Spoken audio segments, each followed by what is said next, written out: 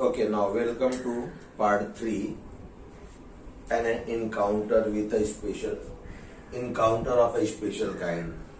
So far we have seen about writer's father, writer's house, or you can say narrator's house, and about the langurs.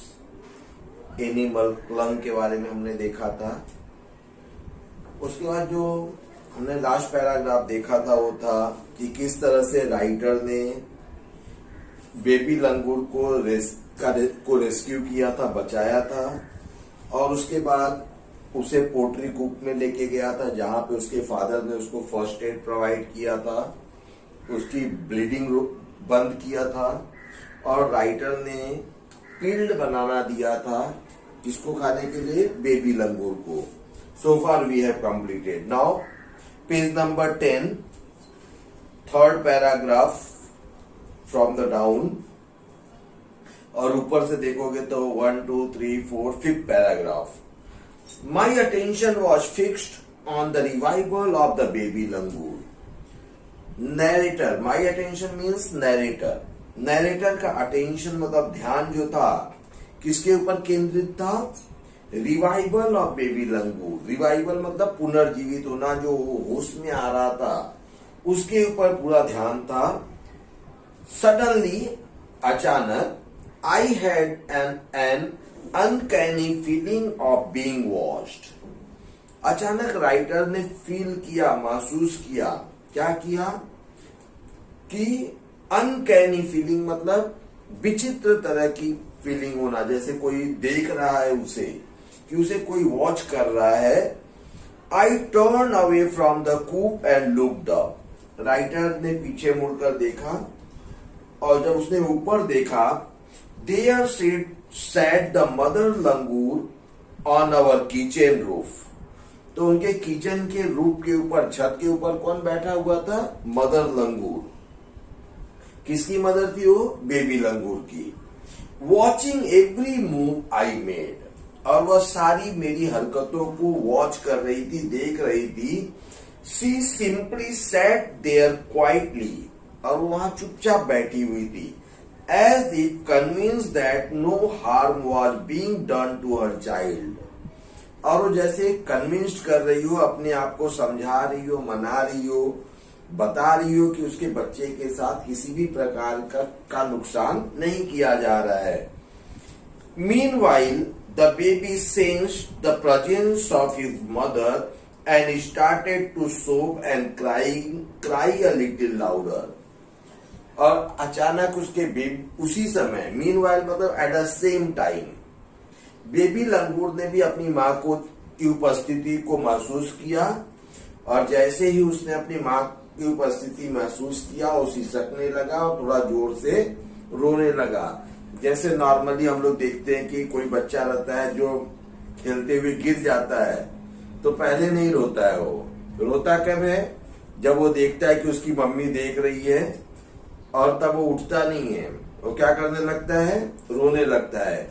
और अगर कोई नहीं देखने वाला रहता है तो क्या होता है, चुपचाप अकेले उड़ जाता है। तो सेम वे, जैसे ही बेबी लंगूर ने महसूस किया कि उसकी माँ वहां पे उसके आसपास है, वो सिसकने लगा, थोड़ा जोर से रोने लगा। I retreated from the door of the coop and allow the mother access to her baby. और मैंने क्या किया, रिट्रीटेड मतलब मूव बैक, वापस हुआ, और उसकी माँ को उसके बेबी के पास जाने दिया ताकि वह उसे असेस कर सके। असेस करना मतलब उसको देख सके, उसकी का मुआयना कर सके। Immediately the mother descended on the floor of the coop and picked up the baby in her arm. और जैसे ही मदर लंगूर ने देखा कि राइटर वापस चला गया, वापस हो गया है, वह वहां से छत पर से नीचे आई, और उसने कहा चली गई, बेबी लंगूर के पास, और उसने उसको अपनी आर्म्स में, बाहों में ले लिया। She gave the baby a thorough body inspection to check the injuries and cuddled him tightly in her bosom।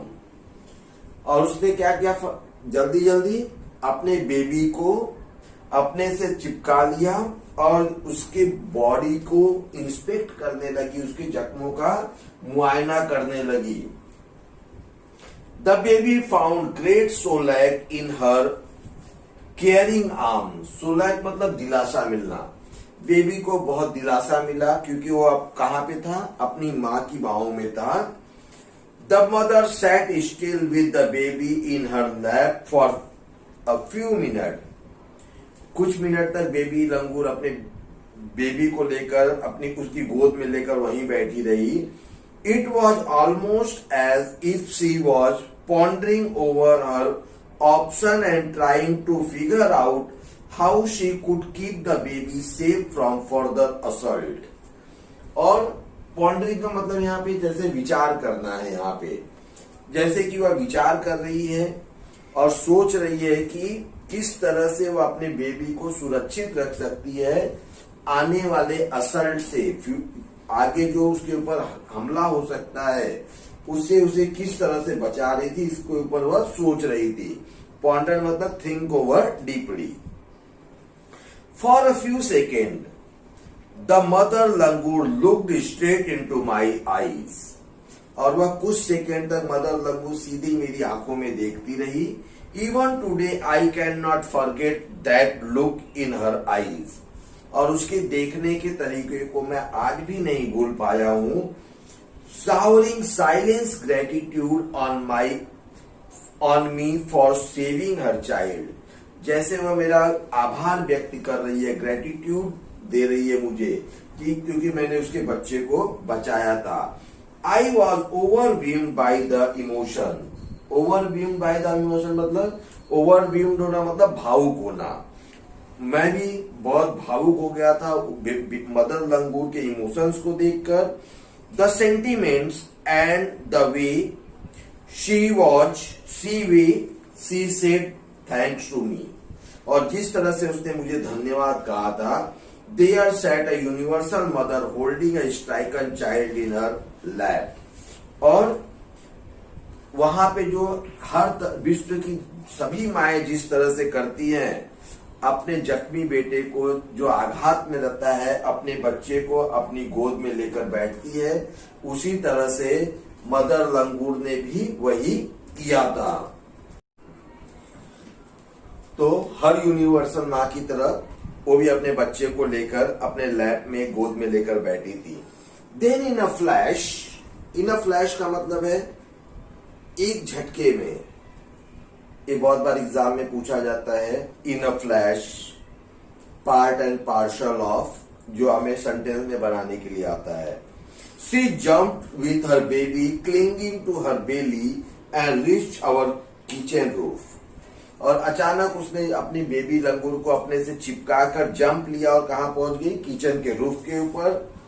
She surveyed the area for the vicious male langur and they lived away in a direction opposite to the place of the violent encounter.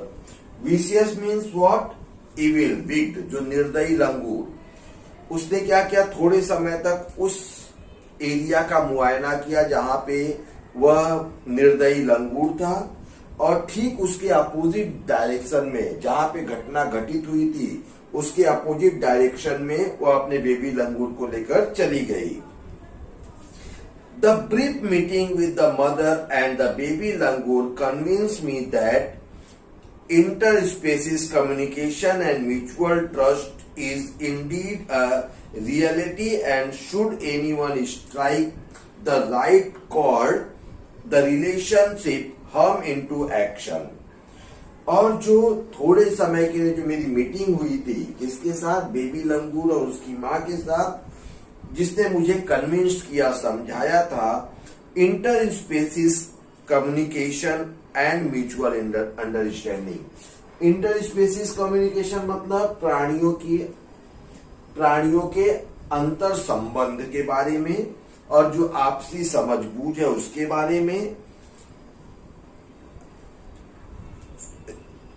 Indeed mutual trust is indeed a reality, and should anyone strike the right chord, the relationship hum into action.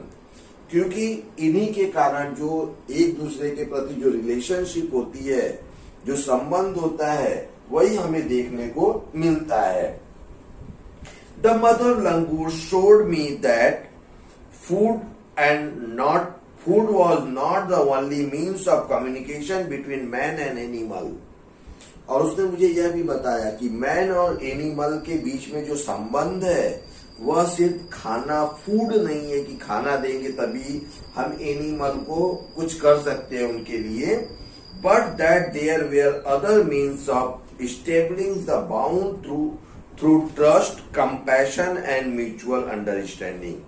दूसरे तरीके भी हैं उनके साथ सहानुभूति दिखाने का, compassion मतलब सहानुभूति, और म्यूचुअल अंडरस्टैंडिंग दिखाने का।